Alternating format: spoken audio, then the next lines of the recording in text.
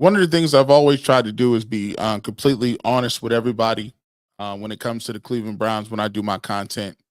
And today will be no different. We got to get very serious about some things. Change is coming, and I just got to keep it real. It ain't going to be fun. G. Bush here. We'll talk about this loss. We'll dissect things.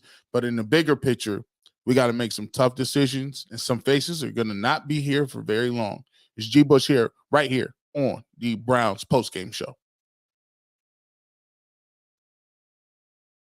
Welcome on in, everybody, wherever you're at, on Facebook, on LinkedIn, on YouTube, on Twitch, on Twitter, X, wherever you're at. We'll come on into the Browns postgame show. Had to gather my thoughts a little bit, how I wanted to approach this thing. Had a little bit of time to sit back and reflect and kind of think about some things. And so I wanted to come off as, level-headed and understanding where we wanted to go, because I think this is a period of transition. And anytime in a period of transition, you need sometimes, a lot of people will wait till Monday, and a lot of people are going to wait till Monday to come up with what they want to say.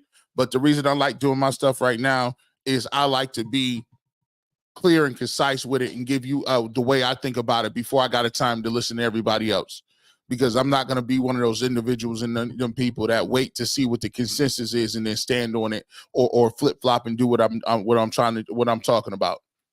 I told people last game, and I told people in the pregame show, I said, if the Cleveland Browns do not win this football game, the season is basically over. And what I mean by season being over, their hopes of making the playoffs and being some sort of title contender are completely that's out of the picture. But the most alarming thing is not only were those playoffs out of contention and those playoffs are out of here. It's not even the playoffs, man. It's the sheer way that this game went down. And not only are the playoffs out of here, I think in my estimation, this is the end of an era. Whether that era ends today in some back room with Kevin Stefanski or Jimmy Haslam, or that ends on Monday with a quarterback conversation, or whatever that means. But as iterated, as we come to know and love the Cleveland Browns, there are going to be a lot of faces and people that you won't see on this team moving forward.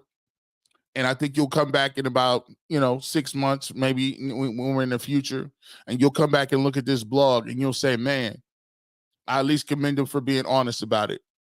Because a lot of people are going to say it's way too early to talk about some of this stuff. But given what we just saw today, boys and girls, no, it's not. It's not. I've always said I'll be clear with you. I've always said that when I have a blog and I talk about sports and I talk about the Cleveland Browns, that the moment that I felt like it was different, the moment that I changed my mind, and the moment in which I felt something was going to the left or to the right, I was always going to say I had enough courage to tell you. I'm not going to sit up here and try to sugarcoat it for you. I'm not going to sit up here and try to act like it's great. The quarterback situation, not tenable. Actually, to be truthful, the experiment is over in my mind. Experiment is over. The experiment is over. Today, it was that type of play. And people say all the time, man, the offensive line wasn't playing or whatever the case may be. Today, we looked not composed.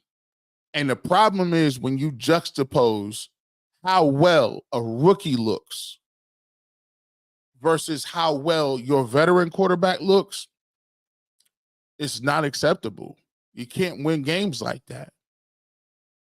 And the ball security, the pocket presence, throwing the ball where it needs to be, right? That ain't there. And the second that I start to move and try to pivot, I got to keep it real, man. We need to figure out some things, man. At the end of that game, they need to figure out, because and this just doesn't go to him. I had to start off with 4. to start with. But let me tell you this. Today I came away saying that this was the worst game I've ever seen since 1999.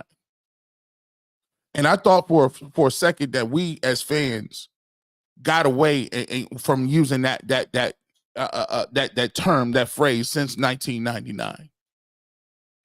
And it pains me to sit up here and say that 1-31 era, in which we lost those games and they had to throw a parade because we went 0-16. We're going to embark on some very tough times coming up here within the next year as Cleveland Browns fans. It pains me to say that I thought this team was turning the corner and that this year was going to be a year in which we were supposed to be a team that's out here ready to go. And that might not be what y'all want to hear. Maybe y'all want me to sit up here and I give you the Kool-Aid Mafia and maybe that's what you want me to say right now. But I got to keep it real with you. I don't see it. I don't see it. The Cleveland Browns today came in here against a rookie quarterback. He's a pretty good player. He's a good ball player. He's going to be a good player in this league. But from the last man on the roster all the way to every single coach, there were things that are inbred in this team and this organization that is not winning football. They're not going to win a thing playing the way they play. Not only was it bad, it was embarrassing. It was embarrassing to sit up here and have to have these announcers basically laugh at us like we were the Sisters of the Poor or something, like we was some Salvation Army charity case, and why we go 1-13 on third down. We got to sit up here and talk about how it is that Jayden Daniels, and we told you before the game, is going to use to run the football, and he's going to scramble. You got to stay in your rush lanes, and he rushes and gallivants for 82 yards. How is it that every single week that we turn on the tape, every single week we pull up and watch these games, and every single week we watch and turn on to see our team play like a professional team, we get nothing? As a matter of fact, we get less than nothing. We get talked about and clowned. You're getting embarrassed by jet sweeps and reverses with receivers you don't even know their names. Don't even know who they are. Doesn't matter if it's a rookie and Jayden Daniels. Doesn't matter if it's Gardner Minshew, a journeyman quarterback. Doesn't matter if it's Daniel Jones, a guy that's known as a bust around this league. Doesn't matter who it is. They come into your stadium or on the road, they throw the football, they complete regular every simple day routes, and then they turn the ball over to our offense when we get a chance, and we can't block a soul. We can't get a yard. We can't manage the clock. The embarrassment between what was going on with Kevin Stefanski and Deshaun Watson, and that set, the defense gets a turnover, and you guys go down there on the goal line. And first and foremost, you get a penalty. While you get the penalty, you can't even get the play in. The penalty already had a stoppage of play. But then you can't get the play in. You have to call timeout. Then you still don't almost get it to go. The next play, you had to take a delay of game. It is embarrassing. It is completely unacceptable. This thing has devolved into the Charlie Fry situation. It's devolved that far. Are you serious? And I'm not about to sit up here. Listen. I'm not about to sit up here and talk about it was this person's fault or this person's fault or this person's fault or that person's fault. Sean Watson, not good enough. I'm over the experiment. Where's Jameis Winston? Where's it at? That should be the next move. Because here's what I'm going to let you know. I need to figure out whether or not I need to get rid of Kevin Stefanski too. Oh, you're not getting away with that. Oh, you're not getting away with Kevin. Oh, and by the way, organization's not making no decision. Deshaun's going to play next week. And guess what? If you think you're going to go out to Philadelphia after this loss that you had right here to Jayden Daniels, you think they're going to give you Saquon Barkley? You think that and Jalen Hurts and you think those guys are going to come feel sorry for you? They might put 50 on you. They might put 50 on you. And you know what? I want to see who it is. Because this experiment of Kevin Stefanski putting it on quarterbacks, because so let me throw this out to you guys, because you can't have it both ways. I want to be clear about this. So if you want to tell me G. Bush, they got rid of Baker. G. Bush, they got rid of Baker. G. Bush, they should have kept Baker. Let me ask you a question. If the Baker bros out there want a pound of flesh to grind on, let's talk this. Because you can't have it both ways. I need you to stand on what you're standing on. Who made the decision that Baker Mayfield was still going to play when he was hurt? Kevin Stefanski. Till the season was over, right? We all knew he was hurt, right? Who made the decision that that Baker Mayfield was not a good enough for the Browns to move into the future? G. Bush didn't make that decision. Joe Schmo down the street didn't make that decision. It was Kevin Stefanski who made that decision. Whose decision was it to get rid of Alex Van Pelt? Kevin Stefanski's. Whose decision was it to continue to call plays? Kevin Stefanski's. At some point, somebody has to put some sort of accountability on Kevin Stefanski. And by the way, he didn't make the tough decision to bench Baker back then. He didn't make the tough decision to say, okay, well, I think I could win with him and bring him back. And he's not going to make the tough decision to sit Deshaun Watson, because he's already come out and said he's going to play next week. He's starting. We're not making a quarterback change. So at what point, you can't have it both ways. When is he responsible for anything? When? Is he not the coach of the team? Or is he a glorified offensive coordinator? 1,500 people in here, hit the like button. This is a tough conversation. I'm going to be the first one to have it. When people say it's too early to talk about drafts, BS. It's not. You need to talk away. You know why? Because we don't have anybody. Oh, you rest of y'all thought y'all was done? Rest of y'all thought y'all was going to weasel and squeeze up out of this? We do not have one offensive lineman I am willing to start with. I might keep Zach Zenner around, but he got beat like a drum today. But then again, when you're playing with an offensive line coach that should be fired and another running coordinator who's a first-year coach, period, I can see why you guys look bad. But listen, unless DeJuan Jones does something and change his life, he's not going to be in the league very long. Jed Wills is not an NFL player. He's just not. And Ethan Poach just looks like he's a one-year wonder.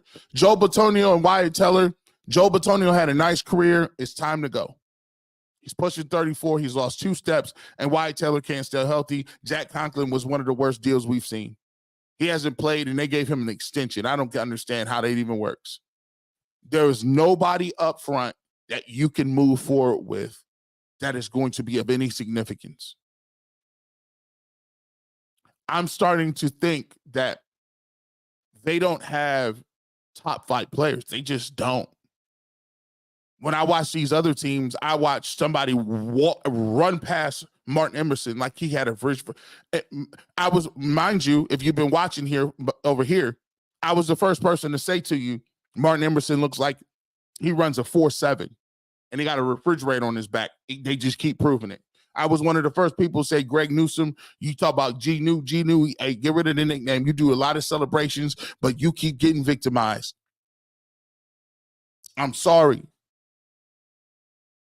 You got a couple ball players. You got Myles Garrett, who's hobbled. But at some point in time, To be honest with you, you're going to have to start looking at some stuff. You're going to have to start looking at people. What can you get for them? I don't want to say it. I don't want to say it. But the Browns have done a terrible job of surrounding Myles Garrett with any challenge. I thought JOK played well, except for the fact that he just ran upfield one time and fell down. Look, what were you doing, JOK?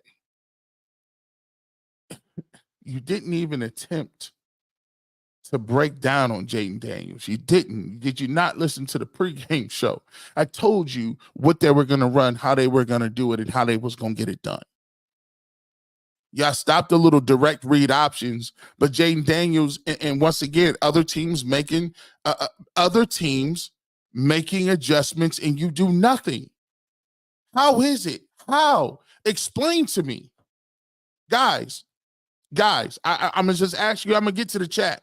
I just want you to, I want you guys to give me something, because I can't do it no more. You know, you devote all your time and energy to these blogs. You get up early, you put the blogs on, you're breaking down film and you're doing it. Listen, I'd rather I'd rather give my time to people that deserve it. I'd rather talk Guardians. I'd rather watch them and figure out what they about to do. You see the killer instinct in the way that they attack people. They talk about the Tigers. Tigers are the hottest team in it. Bring the Tigers up in here. We're gonna show you how to get rid of them real quick. And I'm sitting here we doing all this content about the blogs, Browns, and you doing blogs, and it's everyday content. And that is the performance they gave you. I feel sorry for y'all, man. That's a performance they gave you.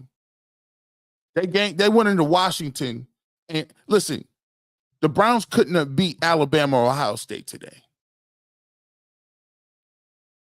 Mari Cooper looks completely disinterested, and I'm disinterested in seeing the rest of the season with him being the number one receiver.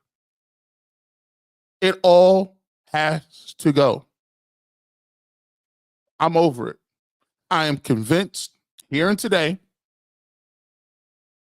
this ain't it. It's just not. There's no way I could convince myself that any amount of time, any amount of reps, any amount of space and opportunity is going to morph this Cleveland Browns team into some mythical contender. It is just not that. We haven't even been close against Gardner Minshew. No Crosby. No Devontae Adams. You come play a rookie? You had Austin Ekeler running past people like he was 12 years old and fresh-legged. We look old, we look slow, we look undisciplined, we don't look like we smart, intelligent football players, and we look, most importantly, uninspired. Uninspired. And word around campus this week, they had an all players meeting. Some good that did. 2,000 people in here, hit the like button. Share this. Because look, hey, I'm gonna tell you what I'm gonna do the rest of the year. I'm not gonna waste my time screaming and yelling and jumping up and down, because that would denote that that's all about emotion. And I don't think it's an emotion thing for the Browns. I think it's a competency thing. I think it's a will and want thing. And sadly, I think it's a talent thing. They are just not as good as we thought. And it is very humbling to watch teams beat you like a drum and just simply say, you're not better than us. You're not a better coaching staff. You guys don't have better plays. You guys don't have better, support staff. You guys don't have better players. You don't have better discipline. It is humbling to see you get beat like that by teams that are nothing special. I mean, listen, Jayden Daniels is good. The rest of the Washington Commanders is nothing special. And no disrespect to them. I think Dan Quinn, it comes in with that mettle and that determination. And I saw him talking to Cliff Kingsbury. And one thing that I could say about them is Dan Quinn, I saw him touching every single aspect of his organization today on the sideline. I seen him talking to Jayden Daniels. I seen him over there talking to Cliff Kingsbury. I seen him talking with the defensive line and hugging them. I seen him over there talking with the people in front office. That's what a CEO head coach does. He's not buried in the minutia of a play call sheet that has not looked good, period. For everybody saying that Kevin Stefanski and this playbook is somehow something special, how many playoff games has he won with it? Show me one. Because he wasn't there when he was calling them plays. He was at the house.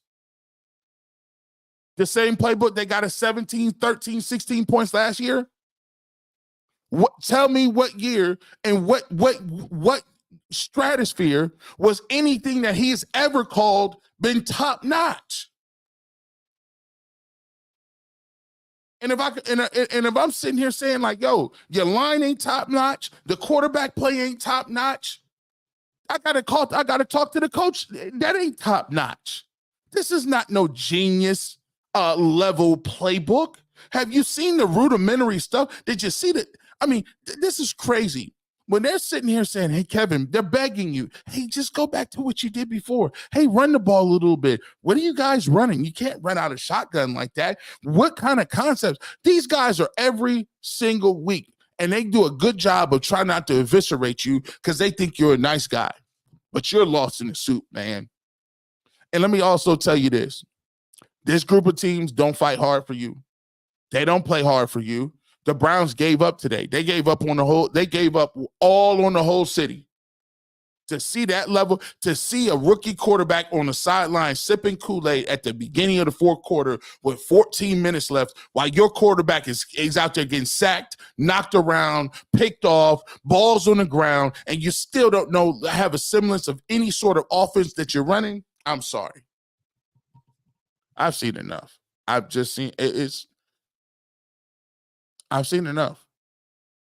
And it hurts to say that because I know how bad rebuilds are, but you got to rip the Band-Aid off. Browns look like they missed 2 times in a row on quarterbacks. And we could go back and relitigate and say how great Baker looks today or how, listen, that wasn't it either. You know why it wasn't? The choices were obvious. You could have got Lamar Jackson or Josh Allen. You missed. When you missed, you had an opportunity. You thought you was doing. And by the way, to go after Deshaun Watson was the right move. It was a quarterback who had transcendent abilities, and you made the move to go out and try to get better. Guess what? Don't look like it's going to work, boys and girls. So now what do? The hard part about it is this. I don't even know after you rebuild or whether you start your rebuild. I don't even know if Watson, Stefanski, and Andrew Berry should even be here while it's taking place. You trust Kevin Stefanski and Andrew Berry to pick a quarterback? Let me know. You put one in the chat if you think. put one in the chat if you think Andrew Berry and Kevin Stefanski are the best people to evaluate a rebuild with a quarterback. Put number 1. If you like G. Bush and you say hell to the no, put a 2. We'll get to that coming up. We're going to count these 1s and 2s because I'm going to tell you what, they ain't drafted no explosive players yet. They ain't drafted no players that's impact yet. Where's all these impact receivers at? Why is Cedric Tillman? I don't even know if Cedric Tillman is a lineman, a skinny. He looked like a skinny fullback. He's not catching no ball. Jamari Thrash is nowhere to be found. Elijah Moore, listen, the trade for Elijah Moore looks crazy. Let's get to your comments. You got, dang, 737 comments. Obviously, we won't be able to get to all of these. I will, however, read every single super chat.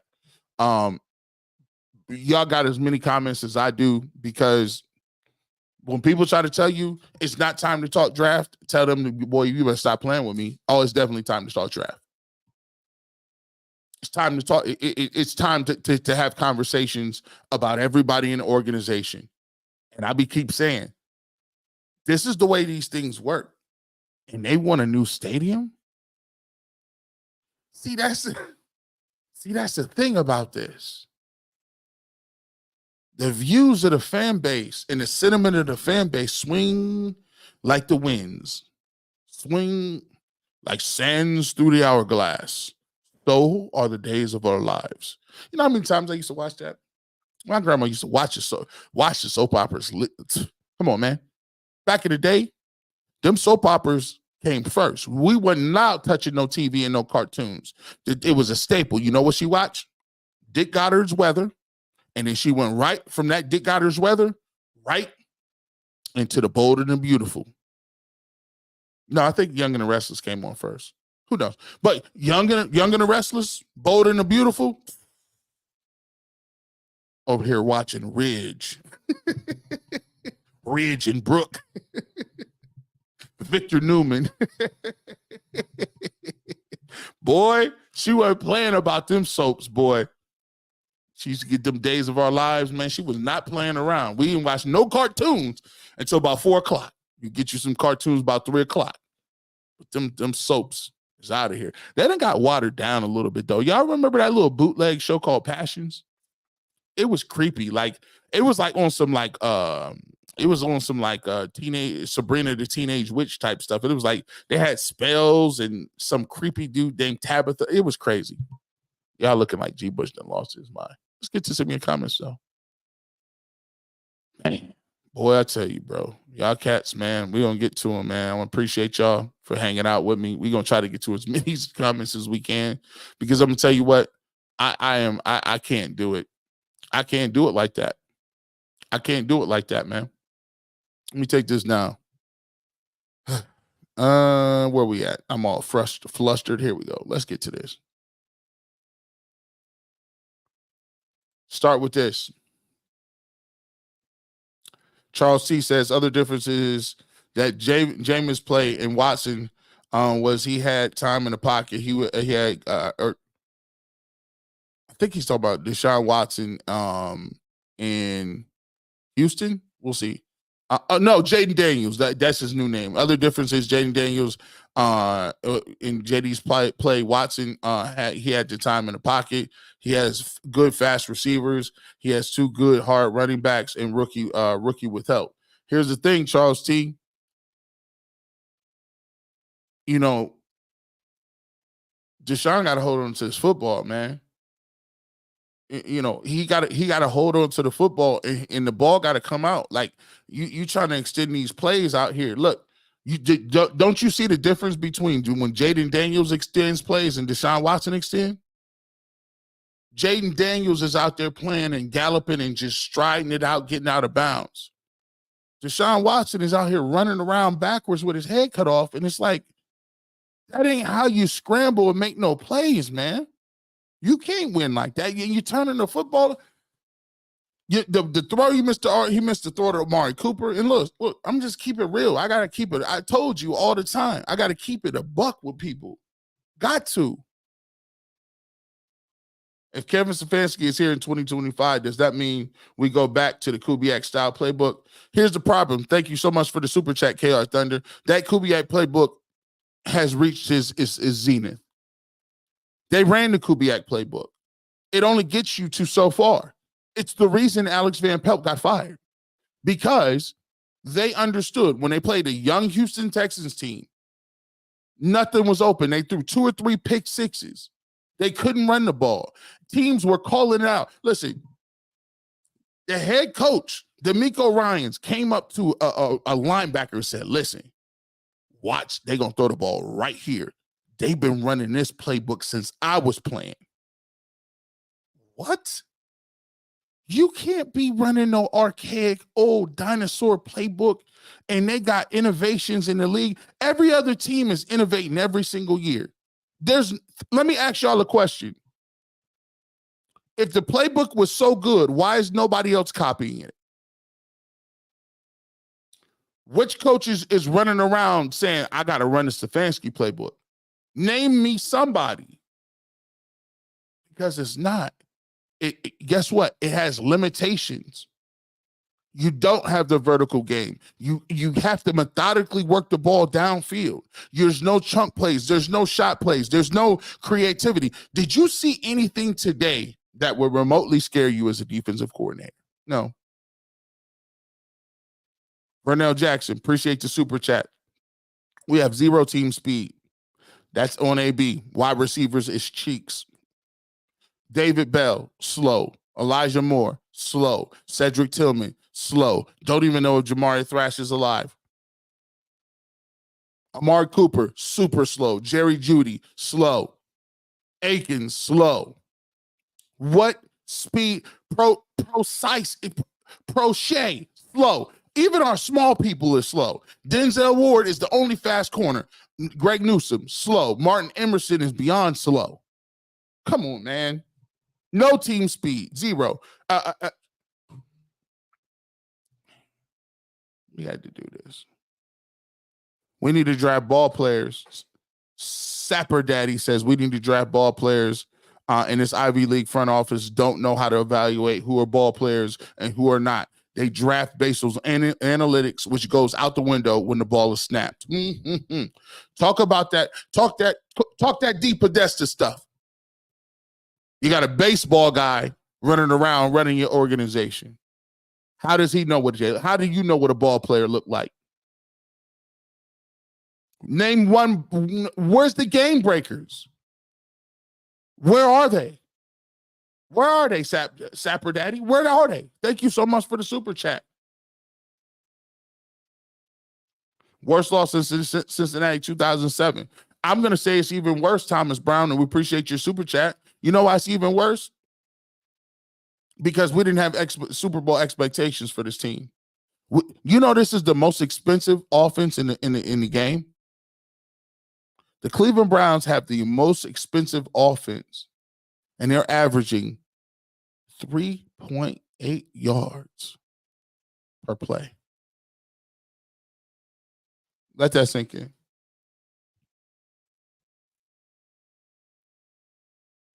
Fred Himes, real talk. I never thought it would be this bad, G. It is. It is, man. And like I said before, I'm not going to sugarcoat it with y'all. When I say it's time to pivot, that's just my honest opinion about it. Could the Browns win some more games this year? Sure.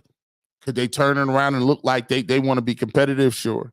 But we got to ask ourselves, when we get down to the nitty gritty, it ain't about being better and it ain't about doing none of those things. It's about winning the big one.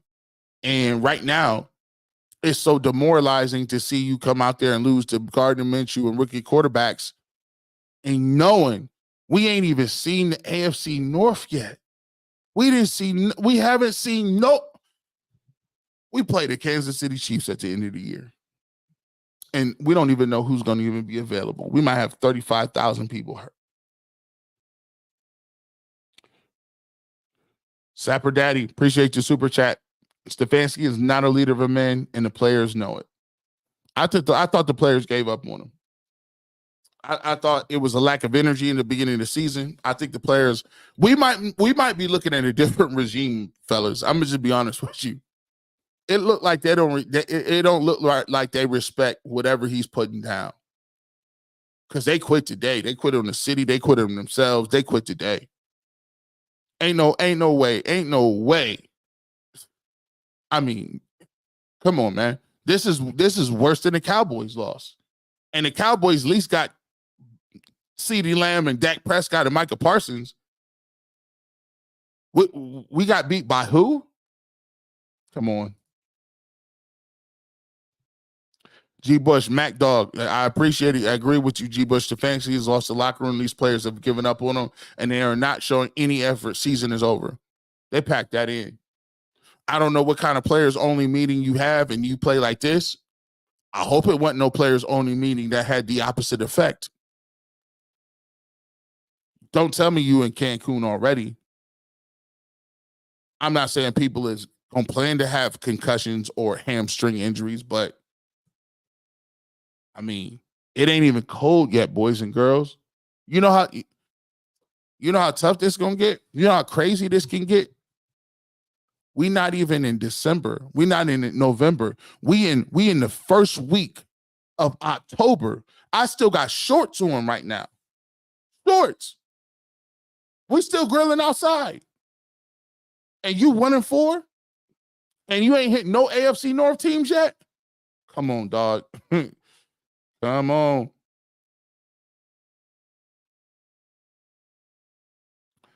Mike C. Rodriguez, thank you so much, my brother.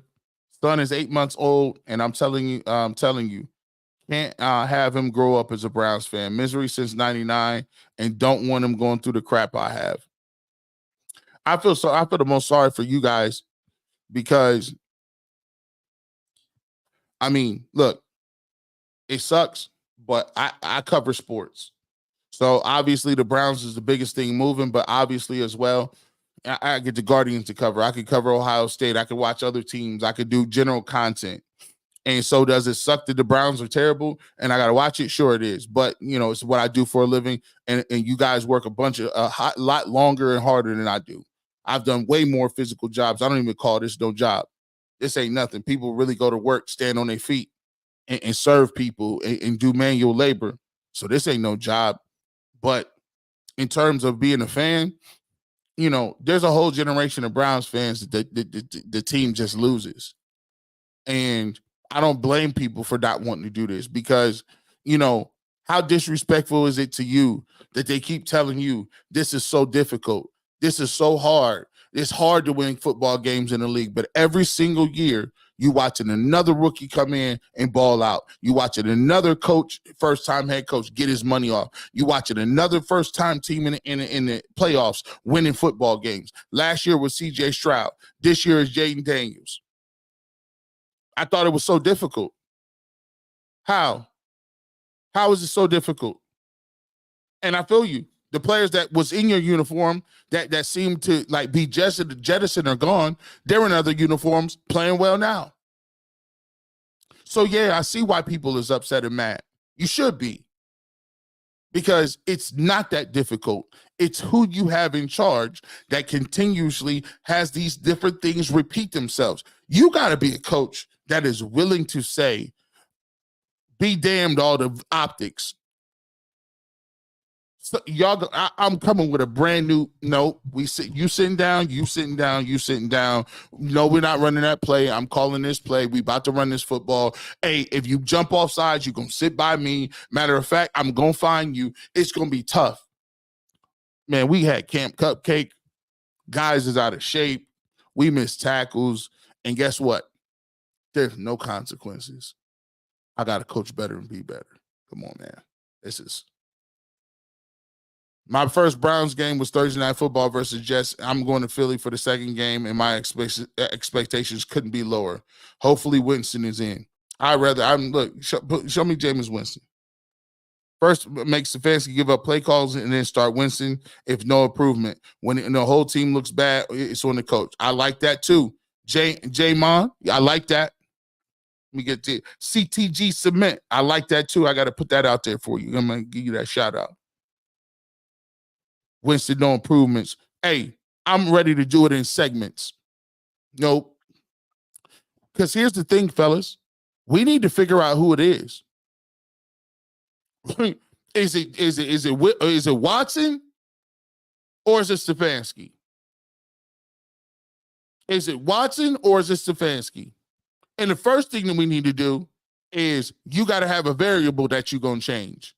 The constants need to be stopping. First of all, if Jameis Winston goes in and plays, then you know it's the quarterback. Then you know it's the quarterback, right? If Jameis Winston go in and light it up. But if Jameis Winston go in the game and he playing 3-4 games, and it still look crazy, then play calls got to come up off that sheet. The play calls, we got to take that sheet from you. We got to then see if Dorsey could call some plays. So we need to figure out some things. Because like I said before, I'm not sold on the fact that I'm going to have these dudes around here picking players. How's that work? at center. The offense did nothing in the offseason, and it shows. D. Podesta got to go. Hey, Ed, I still don't even know what he do, but I wouldn't be opposed to it. I don't even know what he do. Good gracious. My man. These are the people I'm salty about. Chef Briac, 60 years, and I might seriously be done. Very sad.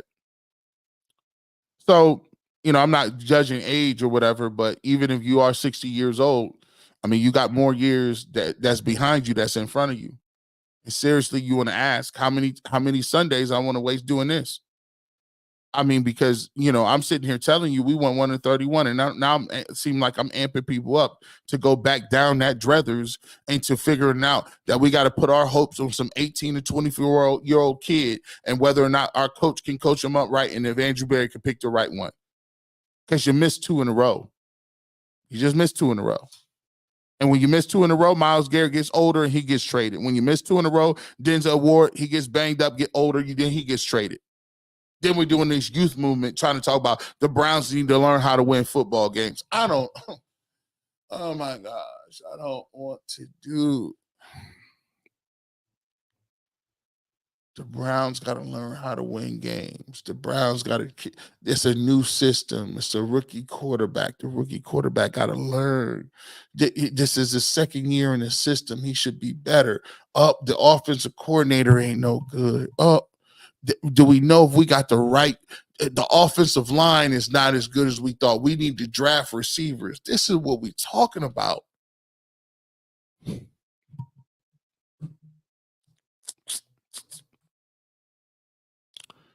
The Browns are the greatest Titanic on turf in earth.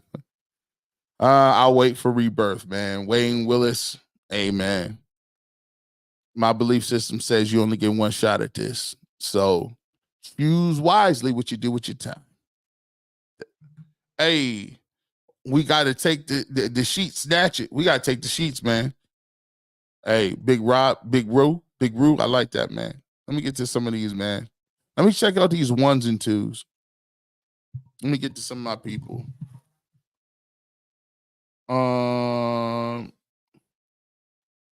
Let me see.